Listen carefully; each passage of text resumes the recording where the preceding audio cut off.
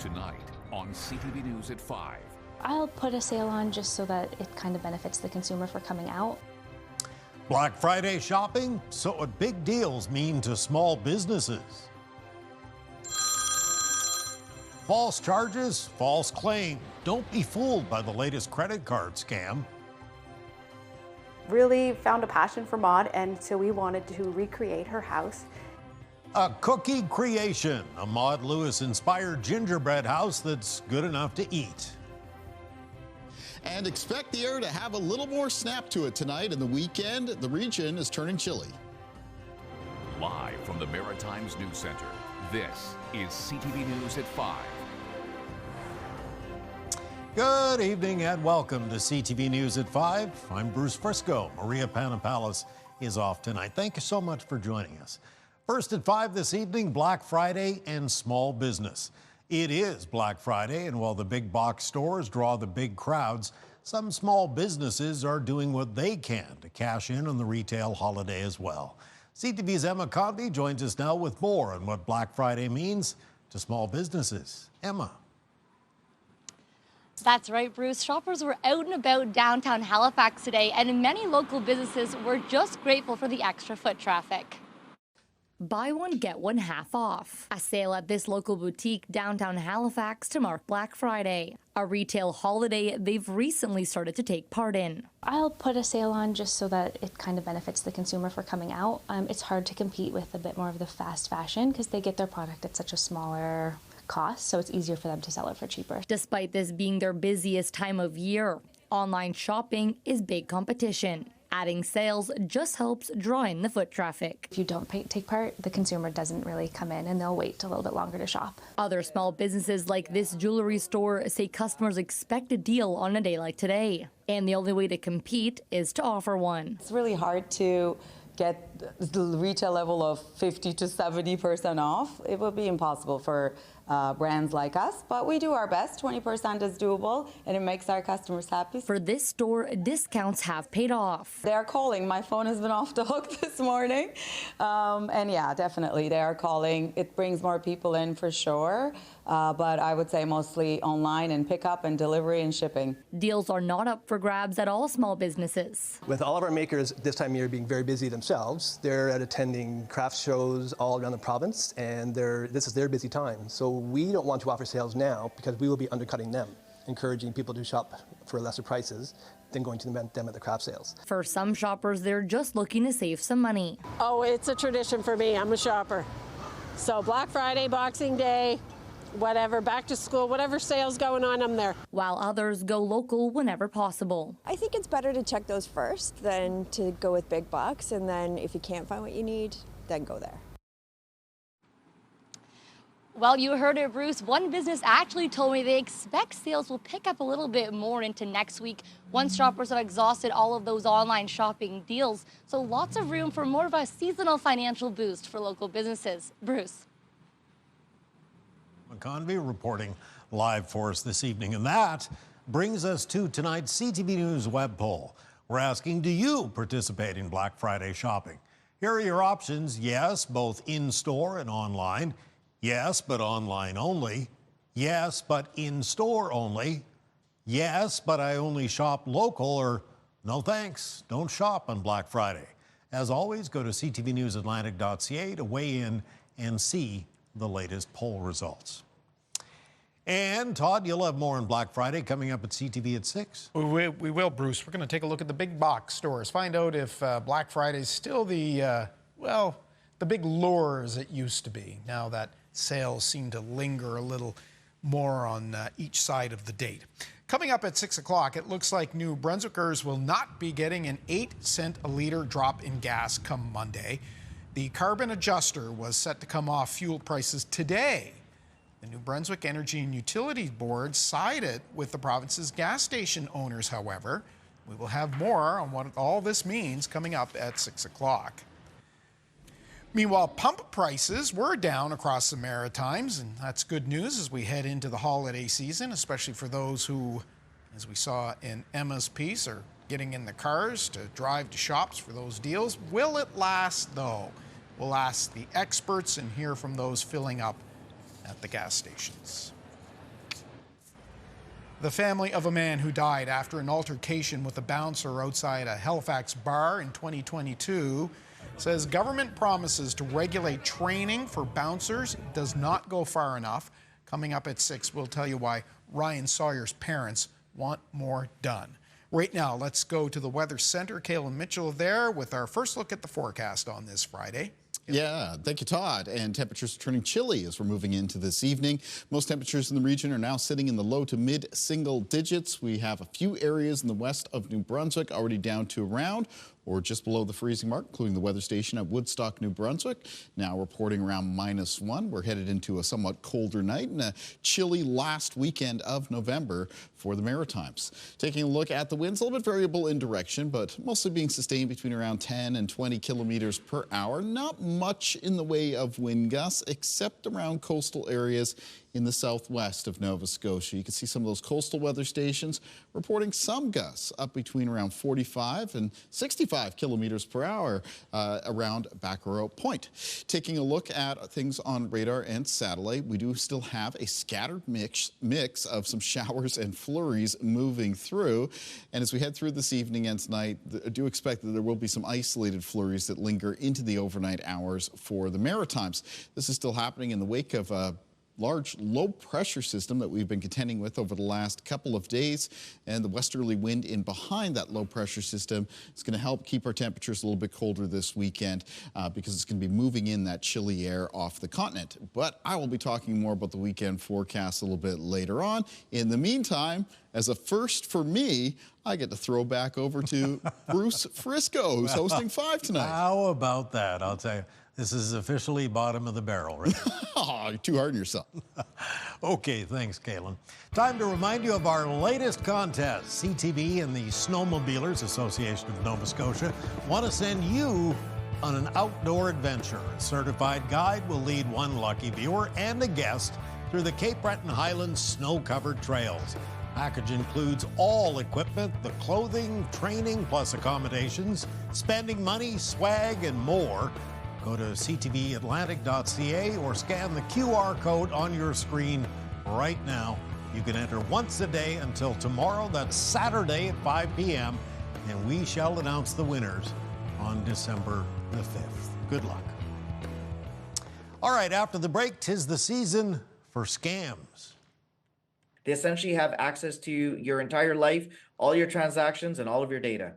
Fraudsters have come up with new ways to take advantage of shoppers. Pat Foran will dial us into those details coming up next. Hi, it's Katie Kelly. The 62nd annual Christmas Daddies Telethon is happening December 6th on CTV. We're wrapping the studio in sparkle, smiles, and holiday cheer, helping Maritime children since 1964. You don't want to miss this celebration. Well, as we alluded to earlier, a lot of people are Christmas shopping these days looking for deals. But be careful if you get a call from somebody claiming there are false charges on your credit card. As CTV's Pat Foran warns us tonight, it is a scam designed to drain your bank account. It was a phone call out of the blue from someone claiming to be from Amazon. They said there was a charge on my credit card for a new iPhone. Your transaction page. Press 1 now to report this transaction, or 2 to authorize this order. Thank you for reaching out to Amazon. How can I help you? Oh, hi. I just got a call that said there's a problem with a credit card and an Amazon order. Yes, sir. There is a purchase for iPhone 13, which cost you $749. So is that you who made that purchase? No, I didn't do that. I didn't make that purchase. Okay, so I believe that you like to cancel the charges. Yeah, I want to cancel the charges. I didn't buy that phone. Okay, now I just want you to look for the application name App Store over there, sir. APP App STORE. App Store. You want me to go to the App Store? Yes, open the App Store, sir. The scammer wanted me to download an app that would allow them to take over my phone. They would have remote access to my banking, email, and basically everything on my phone. What the hackers and the fraudsters are trying to do is to get you to download an app from the App Store that allows for remote desktop connections. I strung the scammer along as she tried to get me to download the application. Okay, I got it open. Tap on it and tell me what do you see on their screen. Okay, but will that let you take over my phone? It's an official application from where you will get connected to the the Amazon security server. Once you will get connected to the server, you can cancel the charge as well as secure all the information, all right? Well, can't you cancel it without me doing that? Eventually, she grew frustrated that I wouldn't download the app, and she hung up. Ritesh Kotak says if a scammer uses an app to gain control of your phone, they have access to everything on it. And if fraudsters and hackers are able to gain access to it, they essentially have access to your entire life, all your transactions, and all of your data. If you get a suspicious phone call like this, hang up and never download apps that grant access to your phone. Pat Foran, CTV News. Absolutely no end to it, is there? Holy cow. I'll tell you. What was that? And did you notice Pat was wearing a blue blazer? I did not. Oh, I feel like we're working at a 70s car dealership right now. Who wore it best, Kaylin or Bruce Yes, Frisco? that's right. I need an update from you, Bruce. How are you doing with those 100 bags of leaves? Well, most of them are gone, actually. Okay. Yeah, got That's them. good. Done. Yeah. Well, if you got a few more to take care of, this looks like the weekend to do it. It is Okay. going to be chilly, but weather conditions generally fair, like they were for much of the day today. We're looking out here over Georges Island in the Halifax area. There were a few showers that did move through. Chance was still of a shower or flurry this evening. I'll have more in the forecast after the break. Okay, we're about to make 3 viewers very, very happy. CTV and Coast want to help you get ready for the change of season with our Winter Wheels contest. Just a moment, we're going to announce the 3 winners, one from each maritime province of Coast's Ready for Winter bundle. Prize package includes 4 Hancock winter tires, installation, 4-wheel alignment, and a synthetic seasonal maintenance package. And your winners are David DeLong from Lake George, New Brunswick, Arlene Gallant from Pownell, PEI, and Brenda Wynot from Middlewood, Nova Scotia. So a great big congratulations to all the winners, and thank you as well to everyone who entered. And those winter tires going to come in kind of handy, I guess, in a very short period of time. You know what, Bruce? I got a hunch that a lot of people are going to be thankful to have winter tires on their vehicles as we go through the upcoming cold season. Sure. Let's take a look at our sunrise and sunset times. And for that, we're going to go to Sullivan's Pond in Dartmouth, Nova Scotia for today. You can hear the wind a little bit of cloud cover there in the background. Our sunrise and sunset times there, of course, for the provincial capitals in the Maritimes. Let's take a look at what's going on our weather systems map. Barometric pressure is still a little bit towards the lower side. We're still under the general influence of the broad area of low pressure. And for tonight, it's going to be partly cloudy skies and some isolated flurries moving through. Temperatures becoming a little bit chillier as we move into the upcoming weekend. Taking a look at things on radar right now, we have a scattered mixture of showers and flurries still ongoing across the Maritimes. Again, as we move towards and after midnight, this is going to break down to more isolated flurries around the region. It's still possible there could be some slick spots develop during the overnight hours, especially as some low temperatures head down towards and below the freezing mark. So taking a look at our forecast timeline for cloud cover and precipitation, you'll notice those flecks of green and blues indicating the showers and flurries. They become a little bit more spotty around the region towards midnight and into the overnight hours. Start of the day for tomorrow, cold start for all 3 maritime provinces, partly cloudy conditions. During the day for tomorrow, mix of sun and cloud, and there will be a chance of some flurries. Now, the highest chance of flurries on Saturday is where a blustery west wind is going to be blowing in onshore off of open ocean waters. So that'll be around eastern parts of Prince Edward Island, the north shore of mainland Nova Scotia and Cape Breton. Those flurries will be off the Gulf of St. Lawrence and the Northumberland Strait. A low chance of flurries in around the Minas Basin area because of those westerly winds, and a chance of flurries as well in parts of the southwest of Nova Scotia. Those would be off of the Bay of Fundy. Now, speaking of those winds, the gusts that we have around for this evening, and it's mostly around the southwestern coastline of Nova Scotia. They diminish a little bit overnight, but the winds tomorrow across the entirety of the Maritimes, they pick up to become gusty in the afternoon. There'll be some fairly widespread gusts between 30 and 50 kilometers per hour, and the wind direction is still mostly out of the west. That'll keep some colder air coming in off the continent. So low temperatures in the forecast for tonight around the Maritimes. In New Brunswick, will be falling into a range around -5 to -3, and around -2 for Charlottetown and Prince Edward Island for tonight. And most of the low temperatures in Nova Scotia and the range of around -2 to +2. High temperatures in the forecast for Saturday in New Brunswick between -1 and 2 degrees, chilliest in the north of the province. Up to around the low single digits for Prince Edward Island and most of Nova Scotia for tomorrow, so that'll be a range of high temperatures mostly between 2 and 4. Let's check out the weather conditions for Sunday. Increasing cloudiness through the day at the approach of a weather front off of a low pressure system that's going to be making its way through southern Ontario. And as that front gets closer, and that'll happen Sunday evening and Sunday night, it will push a mixture of some snow and some rain into the Maritimes. Now, even if there are parts of the region that start off as snow, overall accumulations are going to be quite limited because temperatures warm up Sunday night, so that snow will be turning over to rain. There is one part of the region, though, that could pick up some accumulating snow, and that is northern areas of New Brunswick, some of the lower elevations in the north of New Brunswick. And this again happens basically late Sunday afternoon through Sunday evening and night. Could pick up some amounts of up to around 5 centimeters. That's at lower elevations, but in some of the higher terrain, more mountainous areas, could be as much as around 10 to 15 centimeters of snow. All right, let's take a look at our Weather Watcher for tonight, and this is a great one. Look at that. That's fantastic. Tonight's Weather Watcher is from 10-year-old Oren Comeau of West Pubnico, Nova Scotia. Oren has sent us a lovely painting here of dusk in the desert. Look at the silhouettes of tall cactus as the sky grows a little bit darker there. Weather Watchers can come in anytime to CTV Weather Watchers, P.O. Box 1653, Halifax, Nova Scotia, B3J2Z4, or email kalen.mitchell@bellmedia.ca. Bruce. Thank you, Kalen. Nice job, Oren. Well, for shoppers and gift givers who are looking to repurpose or re-love some gifts this year, this market might be the right one for you. The Curio Collective's Vintage Christmas Show taking place this weekend at the Lighthouse Art Center in Halifax. 45 vintage seller vendors will be set up to greet an expected 2,000 patrons. Organizers say the shoppers are usually not just looking for sustainable gifts, but also unique finds, things you won't see anywhere else.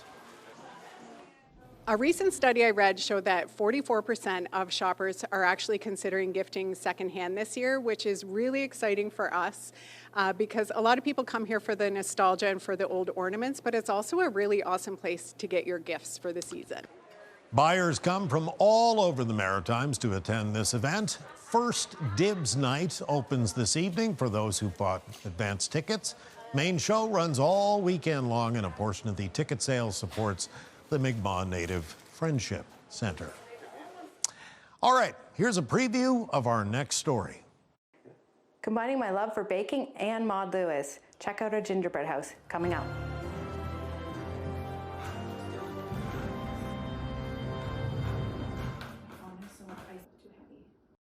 Everest. Jill Brothers calling line. Can you come off and kick it sideways like that? Oh, not enough. Very tight game, but Halifax's Christina Black rink dropped the first game of their best-of-3 showdown at the Olympic curling trials in Halifax this afternoon. Two-time reigning Canadian and world champion Rachel Homan of Ottawa held on to beat the Halifax rink. 5-4 was the final. The next game for the two rinks goes tomorrow afternoon. The men's final, by the way, starts tonight, 7:30. You can catch that on TSN. And, of course, the winning rinks will represent Canada at the 2026 Winter Olympics.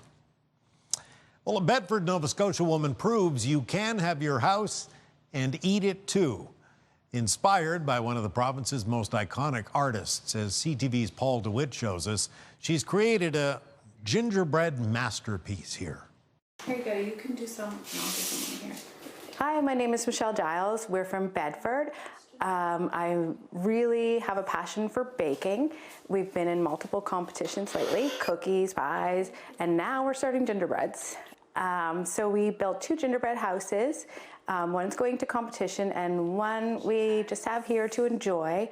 This year, we decided to build a Maud and Everett Lewis gingerbread house. We have a pretty cool story of why we became passionate about Maud Lewis. We love thrifting for treasures at the thrift store, and a couple years ago, my son found a picture in a toy room, and he really fell in love with the colors, and he asked to buy it. It was $1. I said, sure. Not knowing anything, I came home and I said, Everett Lewis, I know the Lewis name, but I no Maud Lewis. So I looked it up. I said, oh my gosh, that's her husband. So I came to find out that he painted pictures after she passed to try to make some money. It was a pretty cool experience. So then we watched the movies, we've been to the museum multiple times, and we just really found a passion for Maud, and so we wanted to recreate her house, and we had a lot of fun doing it. Besides the Maud Lewis house, we did a second gingerbread house, a 2-story. It was 20 inches tall, and the theme was the night before Christmas. So we had fine details in that to do with the story. That went down to Chester yesterday, and it'll be auctioned off on Sunday for the food bank. The Maud Lewis gingerbread house had a lot of intricate parts. Everything is edible. She has her paintings that I painted with food colorings, an edible window made of sugar with her paintings of tulips on it. The interior is a print of the inside of the house taken at the museum. You can see Everett there with his chickens and his fish and his fishing tackle box. If it wasn't for the $1 thrift store find, we wouldn't have this passion for Maud Lewis. We wouldn't have built this gingerbread house, and we had so much fun doing it. Next year, we will definitely try again making the gingerbread house now that we know all the techniques we learned this year and add it on. And we'll do some local competitions. And maybe if we can find a charity that's doing an auction, we'll find another charity and we'll put it in that. And we've just learned that since Paul visited Michelle, she has generously donated her gingerbread creation to Christmas Daddy. That's amazing. So isn't that nice? The edible artwork will be up for grabs at the charitable auction right here on CTV on December the 6th. So that's great and beautiful, amazing work there. When I was a kid, we made gingerbread houses. Mom would make this icing sugar that would harden like concrete. You wouldn't dare try and eat a piece of that gingerbread house afterwards. Good try, but good luck with that. You'd break your teeth. If you had a butter knife, though, you could pry off some of the gummies. Yeah, that's right. Yeah. Coming up, CTV News at 6, got a couple things to talk about. Chilly weekend ahead and the potential for a wintry mix for parts of the Maritimes next week. Be here before you know it.